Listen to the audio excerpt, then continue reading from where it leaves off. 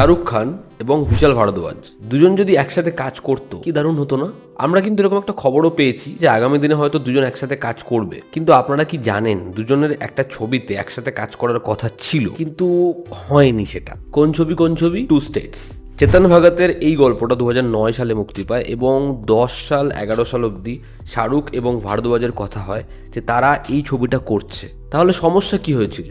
সমস্যা এখানেই ছিল যে বিশাল ভারদ্বাজ চেয়েছিল ছবিটার প্রেক্ষাপটটা কলেজের মধ্যে। তিনি সেই কলেজটা চাইছিলেন না, তিনি চাইছিলেন ব্যাংক, আইসিআইসিআই ব্যাংকে এই পুরো বিষয়টা হবে, যেটায় শাহরুখের সাথে তার মতবিরোধ হয়। শাহরুখ চেয়েছিলেন ছবিটা যেরকম আছে কলেজ ওয়াইসই এগোক, যে কারণে তারা বহুবার একসাথে মিটিং করলে অনেক দূর অব্দি কথা এগোলে আলটিমেটলি এই ছবিটা হয় না। এবং পরবর্তী সময় 2014 সালে আলিয়া ভাট এবং অর্জুন কাপুরকে নিয়ে ধর্মা এই ছবিটা বানায়। তবে ভারদ্বাজ নিজে বলেন যে যতবারই তাদের মিটিং হয়, দেখা হয়, তারা দুজনেই আলোচনা করেন এবার আমাদের একসাথে একটা কাজ করে ফেলাই উচিত।